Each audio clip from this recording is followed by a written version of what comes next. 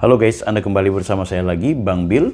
Di video kali ini kita akan membahas satu fenomena menarik menurut saya.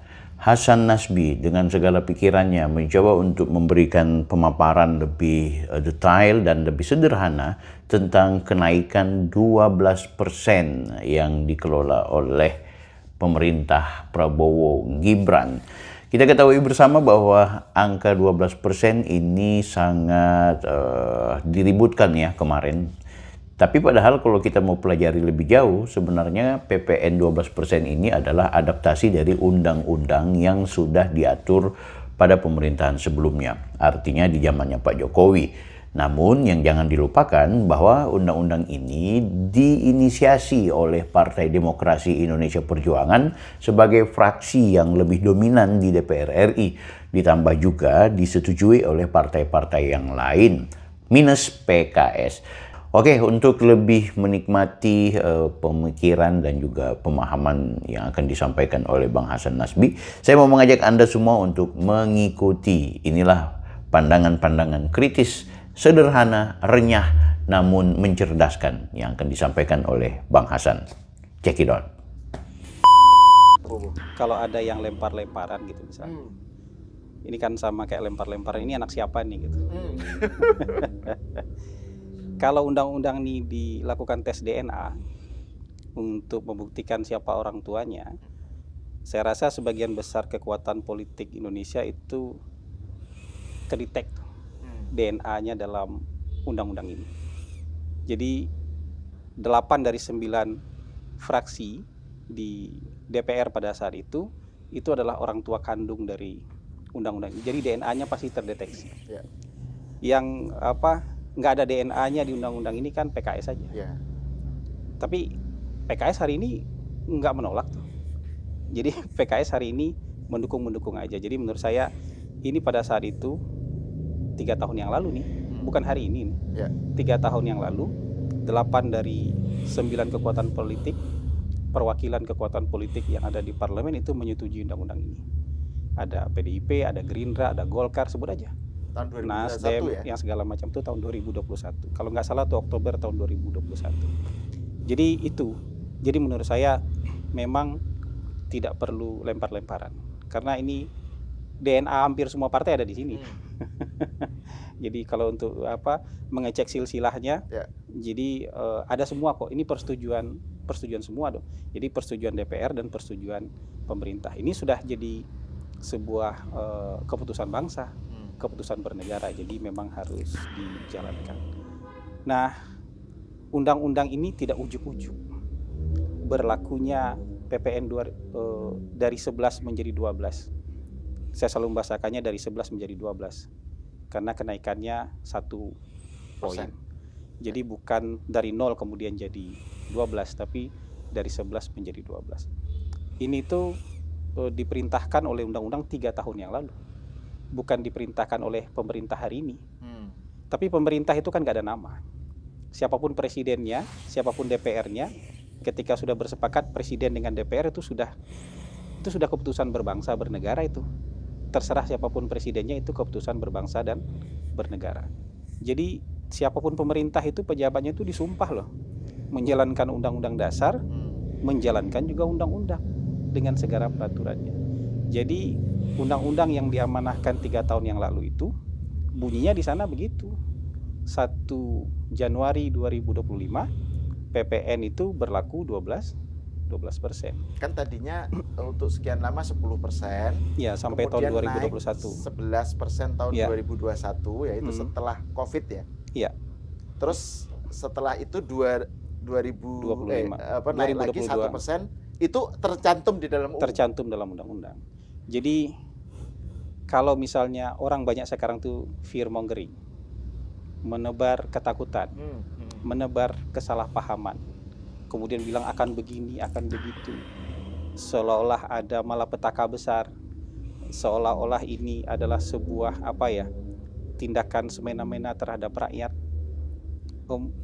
Mungkin mari kita berkaca ke 2 tahun yang lalu. Mas Hal ingat nggak kapan PPN naik dari 10 jadi 11%? Nah itu, kelihatannya nggak berasa nggak? Iya. nggak nyadar. Maksudnya. Saya takutnya saya doang yang nggak ingat gitu. Tapi Mas Hal juga confirm nggak ingat? Nggak ingat, saya nggak ingat. Gimana perasaannya? Nggak. Apa yang dirasakan bahkan waktu itu? Seingatku, saya kan cukup aktif di medsos ya, di X ya. Waktu itu nggak tahu masih Twitter atau sudah X. Itu nggak ada keramaian seperti sekarang. Yeah. Dari 10% menjadi 11. Padahal diputuskannya itu kan kita lagi habis COVID. Dihajar COVID gitu. Naik kan 1%. Itu nggak seramai sekarang gitu. Iya, makanya saya mau bilang bahwa orang-orang yang kemudian menebar ketakutan ini kan seperti lupa sejarah. Toh kita juga pernah mengalami ini 2 tahun yang lalu kan. Dari 10 menjadi 11 ini kan besarnya sama, dari 11 ke 12 kan nambah 1. Sama-sama nambah 1 dari harga pokok kan, PPN itu. Jadi waktu itu seingat saya nih, kecuali saya lupa nih, tapi kan saya konfirmasi juga sama Mas Hal. Saya juga betul-betul nggak terlalu ingat loh, nggak ada yang nempel di memori saya tentang sesuatu yang luar biasa ketika PPN naik dari 10 ke 11%. Padahal kondisi kita mungkin nggak sebaik hari ini. Kondisi kita baru benar-benar pulih, baru mulai pulih dari COVID. Jadi tepatnya itu April 2022. Saya nggak hafal tanggalnya, kalau saya nggak browsing saya nggak hafal tanggalnya. Mas Hal juga tadi nggak ingat kan? Nggak ingat, ya. Jadi kalau disuruh bercerita apa yang kita rasakan pada saat itu, sebagian besar orang juga sebenarnya nggak bisa bercerita banyak gitu, karena waktu itu lewat begitu aja, smooth begitu aja. Dan hari ini memang kita melihat kehebohan ini, penolakan ini lebih kepada ketakutan dan kesalahpahaman yang disebarkan begitu banyak di media sosial soal kenaikan. Padahal kita sudah pernah naik dari 10 ke 11. Sekarang naik dari 11 ke 12. Kira-kira sama-sama 1 poin. Jadi kira-kira begini, waktu dari 10 ke 11, misalnya kita punya belanja 1 juta. Kalau dengan pajak 10%, berarti 1.100.000 kita bayarnya. Kalau pajak 11%, dari 1.100.000, kita naik bayarnya 1.110.000. Kalau pajaknya PPN-nya jadi 12%, berarti kita naik bayarnya dari 1.110.000 menjadi 1.120.000. 1.120.000. Iya, naik 10.000. Jadi kalau orang punya belanja 3 juta, kira-kira PPN yang tambahan yang harus dia bayarkan ketika naik dari 11 ke 12% itu nggak nyampe seharga sebungkus rokok sebenarnya. Itu mungkin yang menyebabkan bahwa di masa lalu, 2 tahun yang lalu, di tahun 2022 itu nggak banyak memori kita soal kenaikan PPN dari 10 jadi 11 ini. Gitu. Nah, tapi ini justru menarik nih, Bung Hasan. Justru karena tidak ada memori itu, kemudian image yang juga muncul ya dengan berita PPN 12% ini adalah tadinya nggak, jadi ke angka 12 itu seakan-akan itu muncul begitu aja tadinya 0 gitu loh. Jadi kan nggak ada ingatan gitu, tahu-tahu jadi membayangkan angkanya itu 12% itu kayak wah, 12% ya makanya gitu. Makanya memang, tapi kan media sosial kita nggak ada batasan ya. Semua orang berhak berkomentar, semua orang berhak berteori, semua orang berhak, walaupun misalnya salah pahamnya lebih banyak. Salah pahamnya, misalnya walaupun, soal QRIS misalnya, itu salah paham itu. Jadi banyak tuh beredar tuh, wah ini QRIS-nya belanja melalui QRIS jadi naik nih, jadi 12%. Padahal ini belum diberlakukan kan ya, tanggal 1 Januari ya. Jadi belanja QRIS, jadi gini, kalau Anda belanja pakai uang cash, tanggal 1 Januari kan ada PPN 12%. Belanja pakai QRIS, ya kan sama juga. Itu kan uang kita juga. Tapi bukan tarif QRIS-nya yang dikenakan PPN, tarif belanja barang Anda tadi. Sama kayak gesek ATM. Gesek ATM misalnya gini, kan ketika Anda bayar cash 1.120.000, Anda pakai QRIS juga 1.120.000. Anda gesek ATM juga 1.120.000. Ya PPN-nya PPN barang itu yang kita bayar, mau pakai cara apapun, mau pakai cara gesek ATM, PPN barang itu yang kita bayar. Mau bayar cash, PPN bayar itu yang kita bayar. Mau pakai QRIS, PPN barang itu juga yang kita bayar, bukan PPN QRIS-nya gitu. Oke. Iya, jadi itu kesalahpahaman itu sebenarnya yang juga membuat keriuhan ini ya. Karena kita juga lebih senang kadang-kadang melihat sisi yang negatif ya. Sisi yang negatif. Padahal pemerintah itu sebenarnya kan kalau mau fair, ini kan semakin besar pengeluaran orang. Atau artinya semakin tinggi tingkat ekonominya, semakin besar juga pajak yang dia bayar, PPN yang dia bayar. Kalau orang yang belanja bulanannya 50 juta tentu lebih besar juga. PPN dia kan 1% dari 50 juta. Kalau orang yang belanja bulanannya hanya 3 juta ya 1% dari 3 juta. 1% dari 3 juta itu 30.000. Ya ini berarti mungkin yang saya kira perlu diperjelas itu pengilustrasiannya. Mengilustrasikan. Jadi 12% itu apa artinya?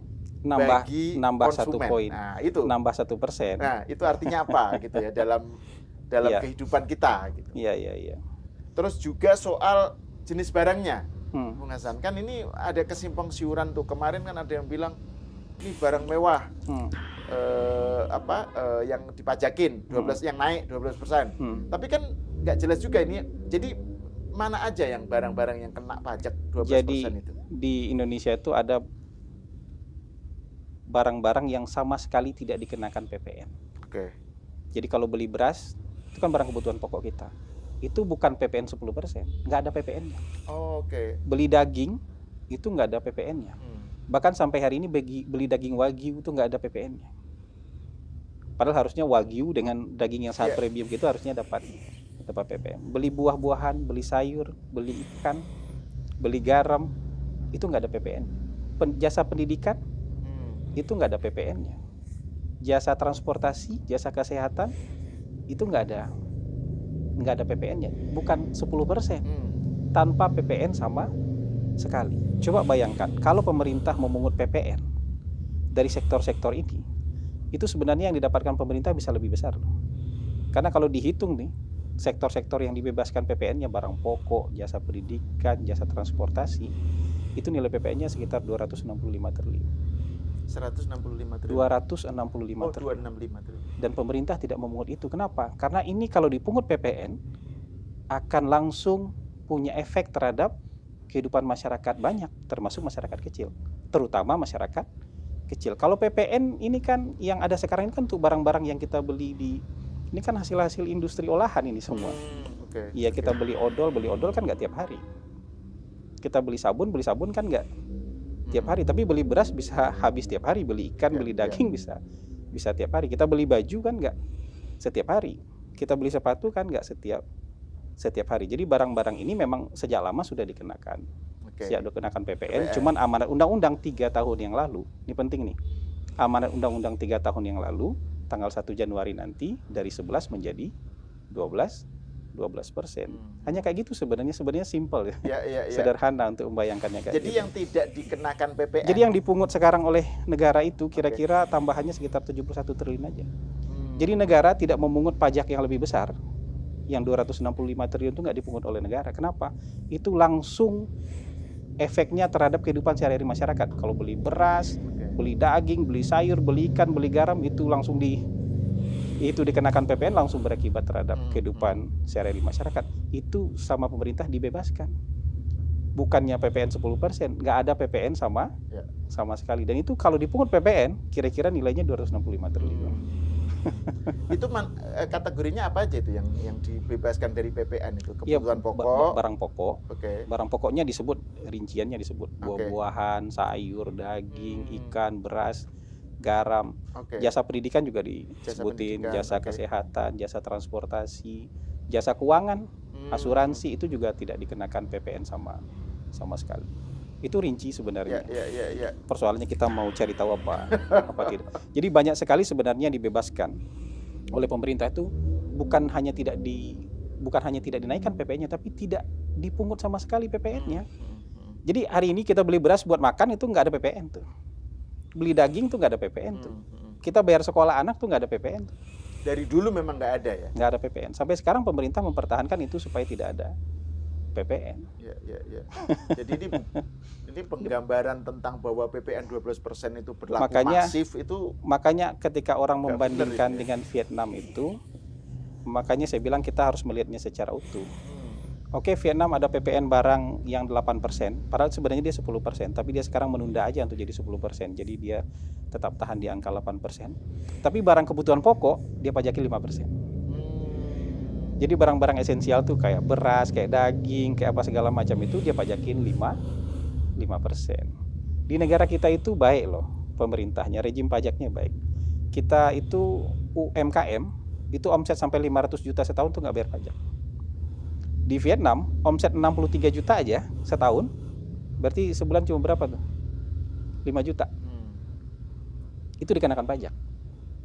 Jadi kita banyak sekali. Orang tuh PPh itu kan ketat sekali. Di kita mungkin pembayar PPh-nya sampai sekarang mungkin 13 juta mungkin paling banyak. Ya kan, pembayar pajak pajak pribadi itu mungkin 13 juta paling banyak. Dan pajak kita progresif lah. Semakin besar pendapatan, pajaknya semakin besar persentasenya. Kalau saya bayar pajak tuh hampir sepertiga penghasilan saya untuk bayar pajak. Kalau orang yang 5 juta ke bawah itu nggak bayar pajak sama sekali. Saya terganggu sekali dengan sebuah poster yang itu cukup banyak di katanya itu tidak manusiawi menaikkan pajak tapi tidak pernah mengembalikan ke masyarakat. Mungkin di Indonesia ini yang dikembalikan langsung ke masyarakat itu jumlahnya sangat besar. Yang dikembalikan langsung nih dalam bentuk bantuan sosial, subsidi BBM, subsidi listrik, ya kan? Itu mungkin di atas 500 triliun dikembalikan ke masyarakat. Kalau listrik nggak disubsidi, saudara-saudara kita yang 900 kWh itu langganannya itu dia mungkin sudah nggak sanggup lagi membayar tagihan. Kalau subsidi itu dari pajak, subsidi itu dari pajak. Okay. Kalau misalnya BBM kita nggak disubsidi, mungkin ya kendaraan-kendaraan umum nggak bisa jalan, motor, kemudian mobil-mobil yang LCGC itu nggak sanggup bayar bahan bakar, termasuk juga kendaraan umum. Ini kan yang dikembalikan langsung ke masyarakat. Belum lagi nanti yang bantalan ekonomi, subsidi, bantuan sosial yang dikirimkan langsung ke masyarakat untuk misalnya kan bantuan tuh ada yang bantuan langsung tunai. Jadi memperkuat daya beli mereka. Itu kan dikirim uang dalam bentuk cash ke masyarakat yang membutuhkan. Itu kan uang pajak yang dikembalikan langsung, nggak dikembalikan bagaimana gitu loh. Ada misalnya nanti kan pelayanan dari pemerintah itu makin besar yang harus diberikan kepada masyarakat. Pemerintah mengalokasikan 17 triliun untuk perbaikan sekolah-sekolah. Itu kan dikembalikan buat masyarakat juga. Yang sekolah di sana siapa? Kan masyarakat. Gaji guru dialokasikan 81 triliun. Itu buat siapa? Itu kan buat masyarakat juga. Ada pemeriksaan kesehatan gratis lagi nanti. Supaya bisa mencegah daripada mengobati, kan lebih baik mencegah. Ini ada lebih dari 3 triliun. Dan banyak lagi yang diberikan oleh pemerintah. Dan itu dikembalikan langsung ke masyarakat. Jadi termasuk makan bergizi gratis juga. Termasuk juga program makan bergizi gratis. Jadi menurut saya jangan sampai menebar kebohongan, menebar kebencian hanya untuk memuaskan ego, hanya untuk memuaskan unek-unek Anda untuk hari itu marah-marah sama pemerintah. Pemerintah kita mengembalikan dengan sangat banyak dan langsung ke masyarakat. Itu di luar yang dalam bentuk pembangunan loh. Bikin jalan, bikin irigasi, bikin bendungan, bikin bandara dan segala macam gitu loh. Jadi jangan sembarangan bicara kalau mau bilang nggak ada yang dikembalikan ke masyarakat. Justru di pemerintah kita, di pemerintah lain mungkin nggak ada itu. Yang dikembalikan dalam bentuk langsung itu mungkin nggak ada, semua jadi bentuk, mungkin jadi pembangunan. Kalau di kita yang dikembalikan dalam bentuk langsung aja banyak kok. Itu kan uang. Betul. Itu kan uang pajak kita. Makanya sebenarnya memang pajak itu gotong royong. Semakin besar penghasilan dia, semakin besar pengeluaran per bulan dia, makin besar juga pajak yang dia sumbangan ke negara. Nanti buat apa? Untuk membantu masyarakat yang lebih kecil.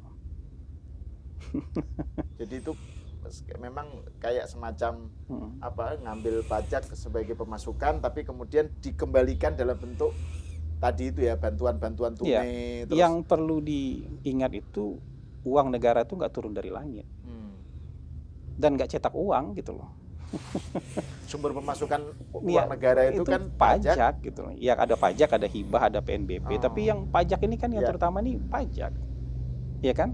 Kalau misalnya pajak nggak cukup, sementara kita harus melayani masyarakat, apa utang? Mau jalan ninjanya mana nih? mau milih jalan yang mana. Jadi ini bergotong royong. Apa? Karena negara ini negara milik kita. Saya ingat misalnya kalau di kampung saya itu bikin rumah gadang. Rumah gadang kalau di Minangkabau tuh rumah gadang tuh jadi balai adat sekarang. Itu nggak boleh satu orang doang ngeborong itu.